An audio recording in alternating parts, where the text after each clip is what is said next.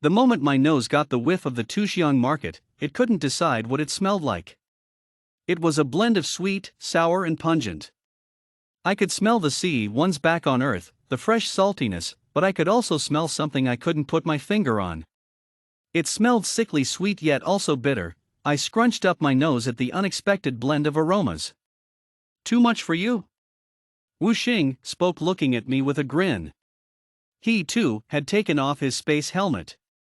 Luckily, the whole market was indoors and supplied its own blend of oxygen-rich air, as most around the universe could endure it. It wasn't the best for human lungs, but it wouldn't have any long-term setbacks. So, I took mine off the moment we walked down the stairs that led to the universe's famous market.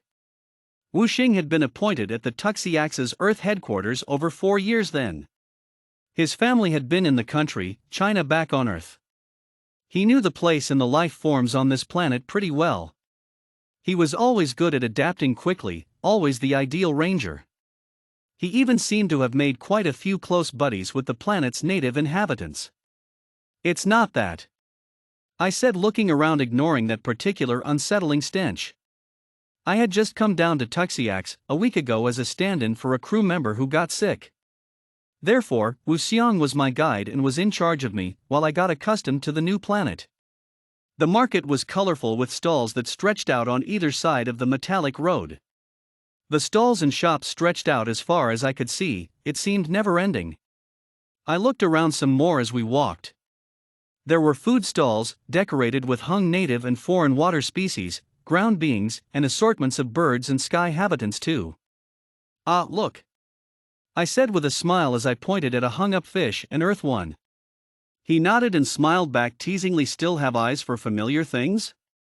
That won't do if you want to be a successful space ranger. I smiled back at him, rubbing my neck. Well, it's just a human tendency, isn't it? I felt the air getting colder the further we went. That unfamiliar stench got stronger. Don't worry, I was just pulling your leg, Miss Serious. It, in fact, is not just a human tendency. 65% of the known intellectual species around the universe would look for familiarity. That's indeed quite interesting, but also very obvious. He just hummed in agreement. We kept walking further in silence, not that I minded the silence much. I was too engrossed in the sights around me.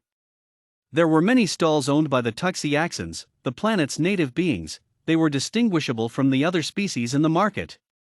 They were larger than humans and some of the other onlookers. They had remarkable, pretty blue pearlish scales that mapped their whole body. In human terms, they looked like big octopuses.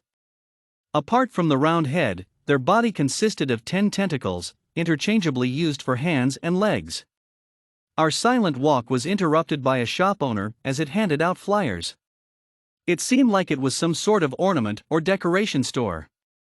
I was startled as the species that I clearly did not recognize halted me, as it held out the flyer in front of my face with his slippery tail.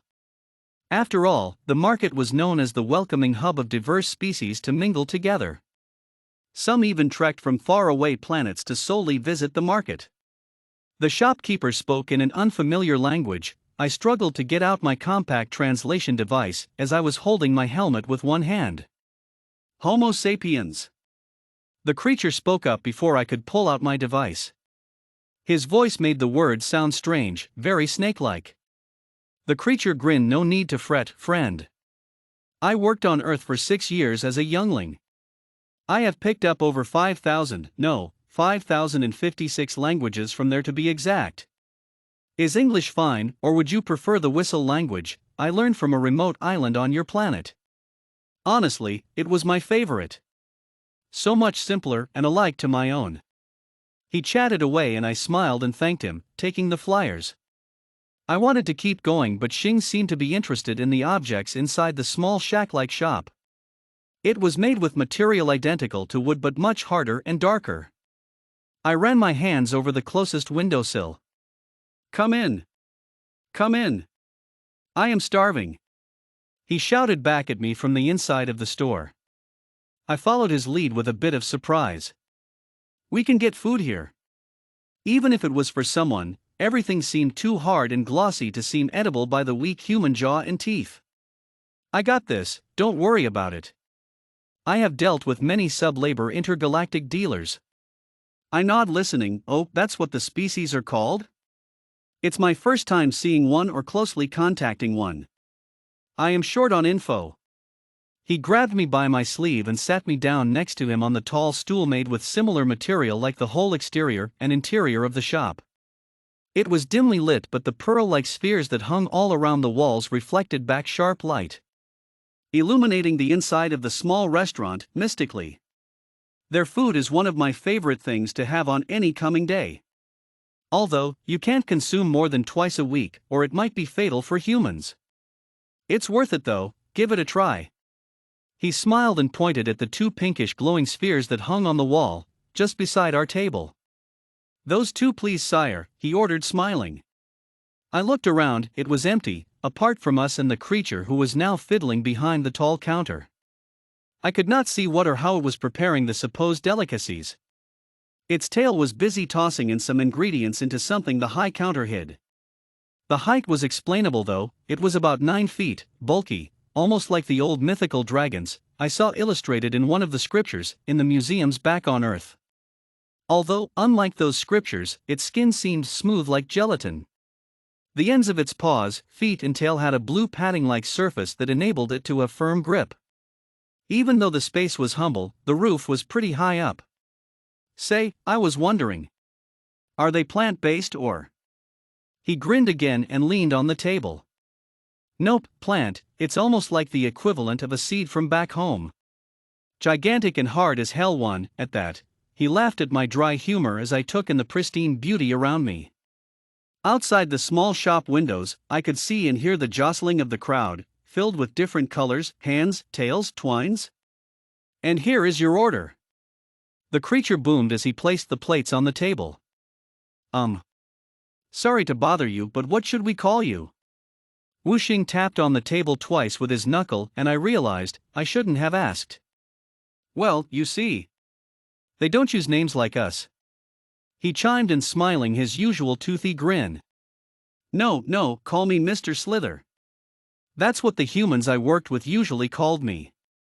Honestly, I have taken a liking to it. Thank you for the meal, Mr. Slither. I smiled, not bringing up the odd nickname again.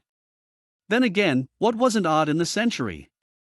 I touched the sphere on my plate with the long two-pronged fork I was given. I expected it to be hard, but as soon as my odd cutlery touched it, it created a ripple on the surface. I gasped. Told you, amazing, isn't it? Once you boil it in Harex juice, it does this to the hard shell. Inside it's juicy. I cut apart the soft, almost water-like covering from it.